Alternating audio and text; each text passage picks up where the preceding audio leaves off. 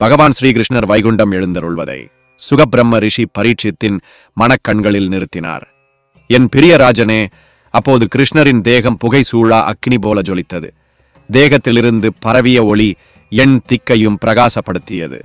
பவழம் போன்ற சிவந்த உள்ளங்கால், முத்துக்களை பதித்தாற் போல நகங்கள், அழகுக்கு அழகு செய்யும் பீதாம்பரம், மேகலை எனும் ரத்தின ஆபரணங்கள் கோர்த்த தங்க அரைஞான் இடுப்பை அலங்கரித்தது. மெல்லிய ஓடையாக ஆளிலை போல மென்மையான திருவயிறு, விசாலமான மார்பு, அதில் உறைந்த தாயார். பஞ்சவர்ண புஷ்பங்களால் தொடுக்கப்பட்ட வைஜெயந்தி எனும் மாலை பகவானின் கழுத்திலிருந்து மேனியில் படர்ந்து அசைந்து ஆடியது. பச்சை பசேல் என்று துளசி மாலையின் சுகந்தமும் மார்பு சந்தனம் பரப்பிய நறுமணமும் அந்த பகுதியையே கமழ வைத்தன. கழுத்தில் தொங்கும் கௌஸ்துபம் என்ற சிறுமணியும் தோல் வளையங்களும் திண்மையான புஜங்களிலே கங்கணங்களும் கம்பீரத்தை கூட்டின. நீண்ட விரல்களுக்கு மெருகூட்டின மோதிரங்கள், சுருண்ட கேசங்கள் தோளில் புரள, பிரகாசமான முகத்தையும் அங்கும் இங்கும் அலையும் தாமரை போன்ற கண்களையும் அவை பொழிவிக்கும் கருணையையும் விவரிக்க வார்த்தைகள் தான் இல்லை.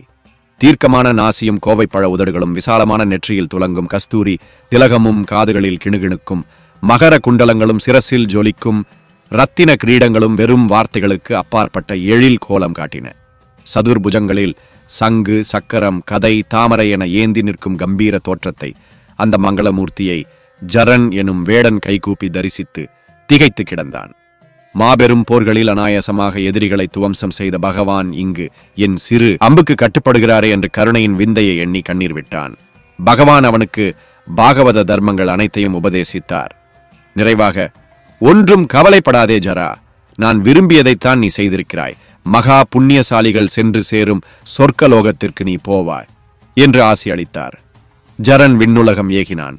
அங்கே பிரம்மா, சிவன், பார்வதி, இந்திரன் மற்றும் தேவர்கள், மாமுனிவர்கள், கந்தர்வர்கள், நாகர்கள், யட்சகர்கள், கிண்ணறர்கள் என அனைவரும் குழுமியிருந்தனர். பகவான் வைகுண்டத்திற்கு எழுந்தருளும் திவ்ய காட்சியை வைத்த கண் வாங்காமல் பார்த்தபடி இருந்தனர். யோகிகள் யோக தாரணையாக தம் சரீரத்தை தாமே எரித்து விடுவர். ஆனால் பகவானோ மங்களமான திருமேனியோடே வைகுண்டத்திற்கு புறப்பட்டார். வானத்தில் துந்துபிகள் முழங்கின, மலர்கள் மாறியாக பொழிந்தன.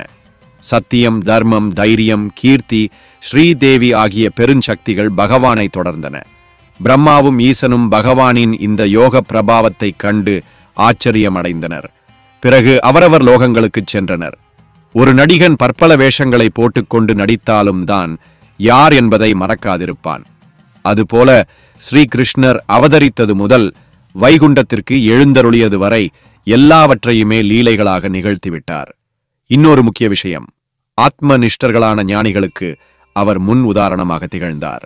அதாவது, தான் எந்த உடலை எடுத்தாலும் இந்த உடல்தான் அல்ல, தான் என்பது அந்த ஆத்மாவே என்று உடலின் மீது பற்றை அறுத்தல் வேண்டும் என்று ஞானிகளுக்கு காட்டிவிட்டு சென்றார். கிருஷ்ணர் வைகுண்டத்திற்கு சென்றார் என்று கேள்வியுற்றதும் துவாரகை நகரமே கண்ணீர் விட்டு அழுதது.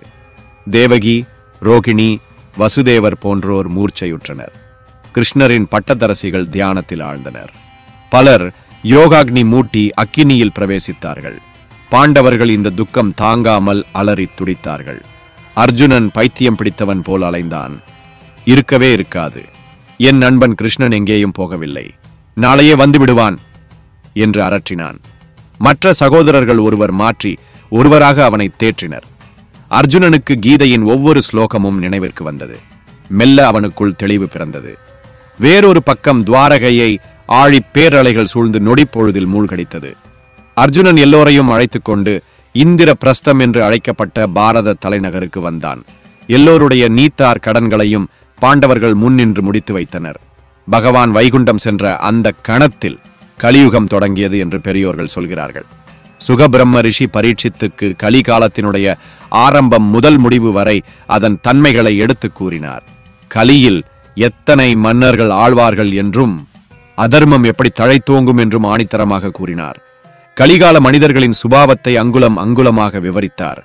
தோஷங்களின் மொத்த உருவமே கலிகாலம் என்றும் தயவு தாட்சண்யத்துக்கு சற்றும் இடம் கொடுக்காத வகையில் கலி வளரும். பொய்சி, சோம்பல், தூக்கம், ஹிம்சை, துக்கம், பயம் போன்ற சகல தமோ குணங்களையும் கலிபுருஷன் பிரதானமாக கொண்டு செயல்படுவான். வேதமார்க்கங்களை சீர்குலைக்க பல்வேறு பாஷண்ட மதங்கள் தோன்றும். பிரம்மச்சரியம், கிரகஸ்த தர்மம், சந்நியாச தர்மம் போன்றவை தலைகீழாகவும், பரீட்சித் மகாராஜனே, கலி வேண்டுமானால் தோஷங்களின் மொத்த உருவமாக இருக்கலாம். மனிதர்கள் மிருகங்களாகலாம், கிரகஸ்தர்கள் கருமியாகலாம், பிரம்மச்சாரிகளை காமம் பீடிக்கலாம், சந்நியாசிகள் பெரும் செல்வத்தை தேடி ஓடலாம். ஆனால் கலியுகம் தன்னிடத்தே மிகப்பெரிய குணம் ஒன்றை கொண்டிருக்கிறது. அதுதான் பகவானின் நாமங்களை சொல்வது. பகவான் ஸ்ரீகிருஷ்ணரின் திவ்ய ரூபத்தை தரிசிக்காது கூட இருக்கலாம். ஆனால் பகவானின் திவ்ய நாமங்களை கலியுகத்தில் உச்சரிப்பவன் உத்தம கதியை அடைந்து விடுகிறான். நாவினால் நாமங்களை சொல்லச் சொல்ல கிருஷ்ணர் ஓடி வந்து விடுகிறார். எல்லா யுகத்தையும் விட கலியுகம் பகவானை அடைய எளிய மார்க்கத்தை கொண்டிருக்கிறது என்று சுகாச்சாரியார் பரீட்சித்துக்கு கலியுகத்தின் பெருமைகளை ஆனந்தமாக உபதேசித்தார். இங்கு பாகவதத்தின் தொடக்கமான சில விஷயங்களை நினைவு கூற வேண்டும். சமீகர் என்கிற முனிவர் பரீட்சித்தை தட்சகன் என்கிற நாகம் தீண்டி இறக்கட்டும் என்று சாபமிட்டார். ஏனெனில் சமீகர் தியானம் செய்யும் பொழுது விளையாட்டாக பாம்பை மாலையாக போட்டவன் அவன். அது எவ்வளவு பெரிய தவறு என்று உடனே உணர்ந்தான். சாப விமோசனத்தை தேடி அவன் அலையவில்லை. தான் ஏன் அவ்வாறு செய்தோம் என்று யோசித்தான். கலியுகம் தொடங்கியதாலேயே, கலிபுருஷன் தன்னை தீண்டியதாலேயே இப்படியொரு மகாபாவமான செயலை செய்ய நேர்ந்தது என்று உணர்ந்து கண்ணீர் உகுத்தான்.